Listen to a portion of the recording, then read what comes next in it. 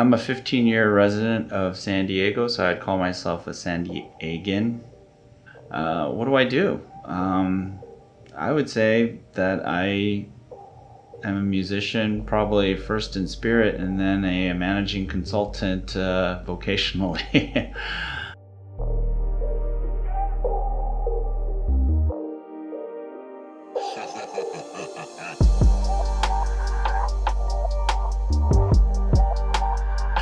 I've been consulting for 23 years now as a professional, advising some of the big companies out there across a number of industries, and primarily focusing on technology and helping clients with their technology strategies, but a lot of that's evolving now.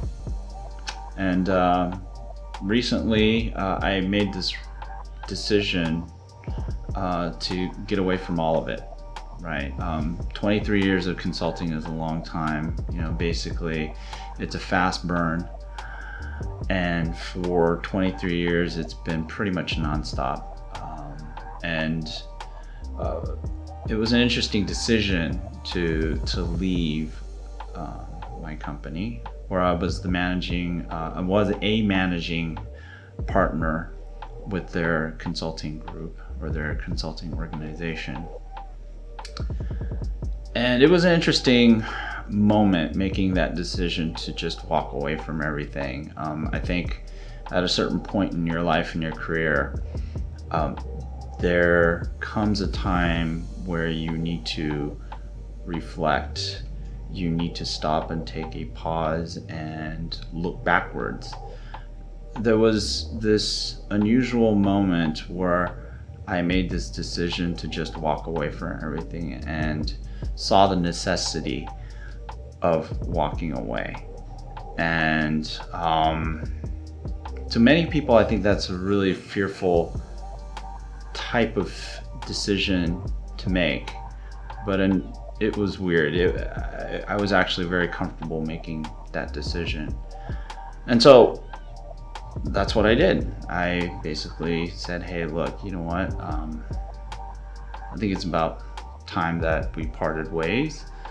But at the same time, personally, what I was thinking is that I'm going to take some time off to really focus on me. And maybe go and create a different experience for myself personally, and hopefully learn something from that experience. And more importantly, I think it was critical that I took some form of a journey, right? Because it's not the kind of experience that you can get staying at home. It's an experience that you can only have when you are on a journey where things are changing, where your senses, your notions, your feelings, your perceptions, your environment are constantly changing. And so what I ended up doing is taking this, what a lot of folks call an epic journey, from San Diego to Fairbanks, Alaska, by car. I think the reason why we take journeys, the reason why we seek an experience, why we seek the road, I guess that's really what it boils down to. The reason why we seek it is because there's a number of things internally that we're challenged with. Making my numbers, all these targets, everything that I was dealing with on a day-to-day basis was about things that are ahead of me. And I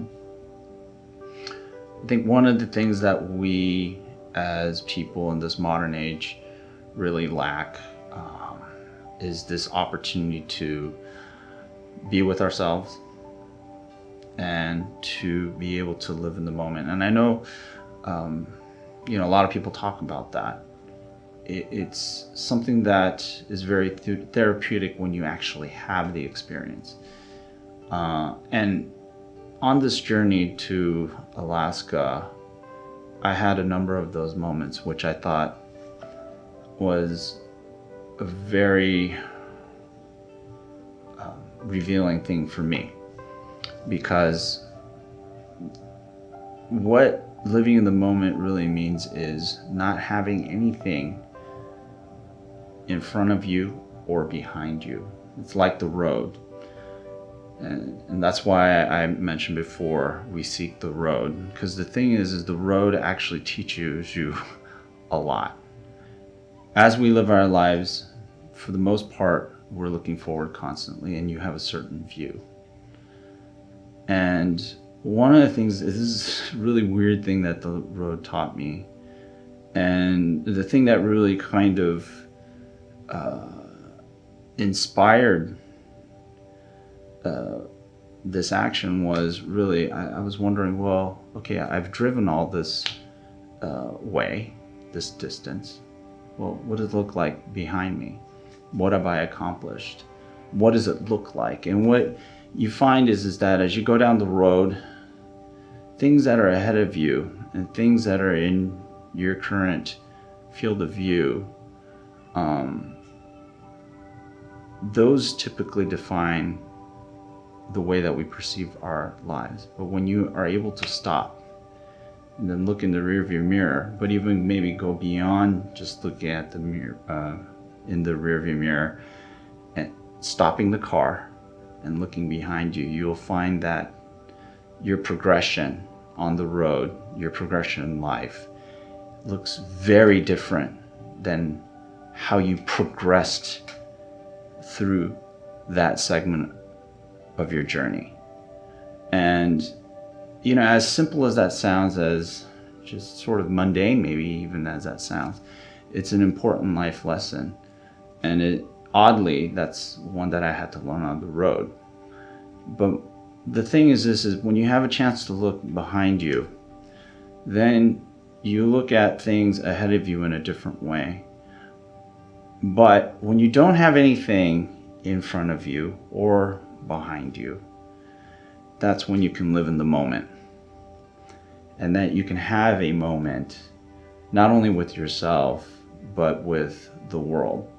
And so this journey to Alaska was interesting because as I was driving from, I would say, Fort Nelson up to Tok, Alaska, which is about 1,500 miles, there are stretches of road where you will literally not see anyone for hours, right? There aren't a lot of cars that are traveling, and you can quite literally, and I did this actually on my journey, lie down on the middle divider for an hour, 2, 3, and you can do that with no fear of getting run over by a car. You are truly in a place, in an environment, in a reality where there is nothing in front of you and nothing behind you. And you have this amazing landscape, a pure landscape, a pure experience of nature that you can connect with yourself, right? You have yourself.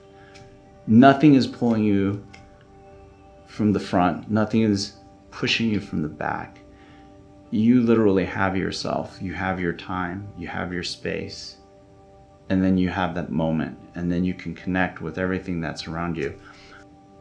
That, to me, is a very, very unique experience to be able to have. And now I don't think a lot of people can have that experience. Because let's think about what I had to do to get there. I had to drive pretty much 700 miles away from civilization. Let's be frank, there's not a lot even in Fort Nelson, British Columbia.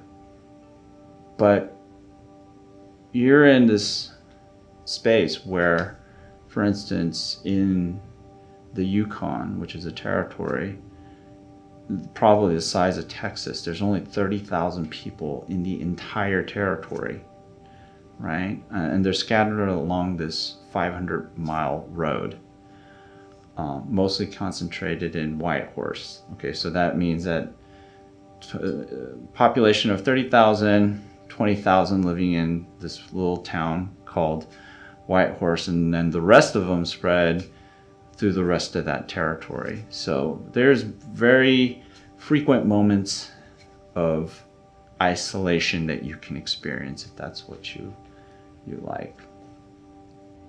The people that I met on the road were, I would say, just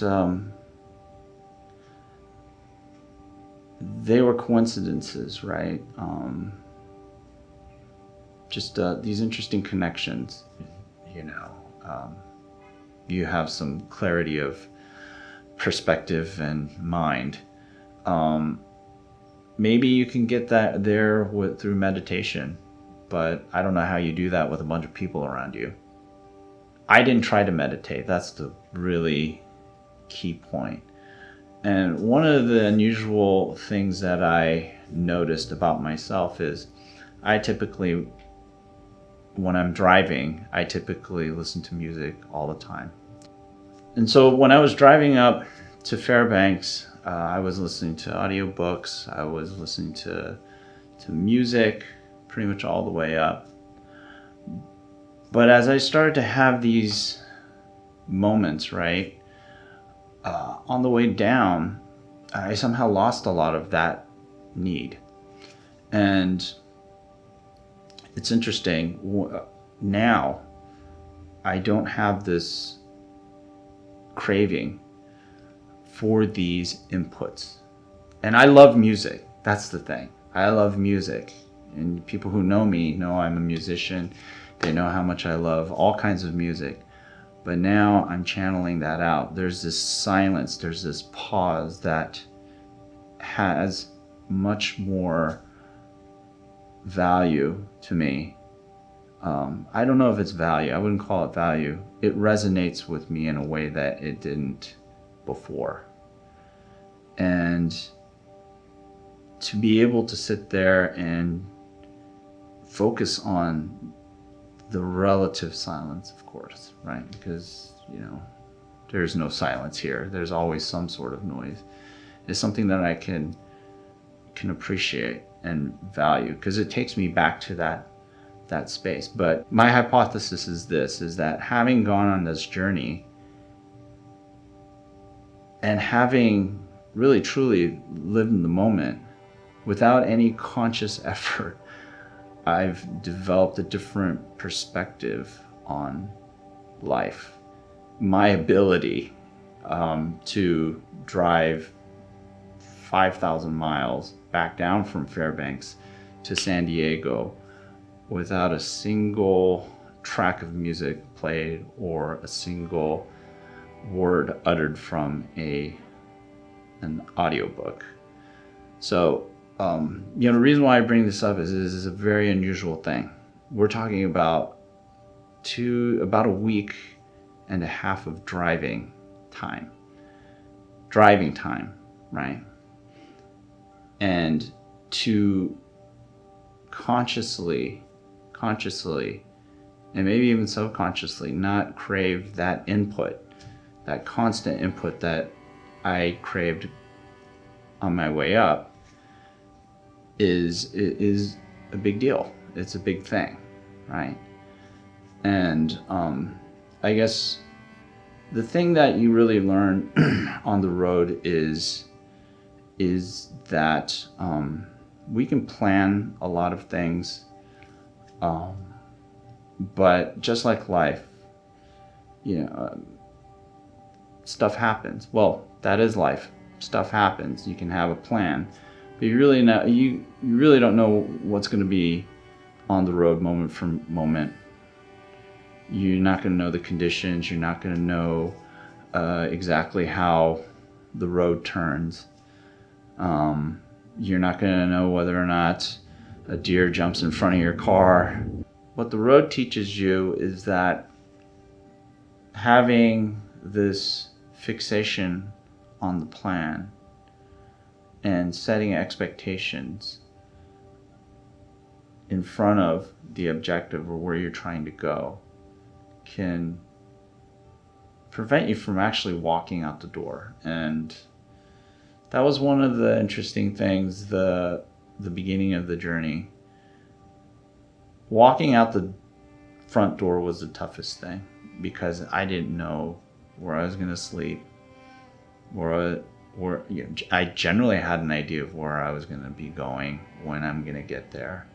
But I've never really driven in some of these places that I ended up going. So having a general plan was, good enough. Stepping out of the door is the most challenging thing, that first step out the door. Make a commitment to the journey and not be afraid or concerned about the details, right? I think the trick in life is to embrace the uncertainty, have confidence in yourself that you're going to be able to handle different situations, and literally think of it as an adventure.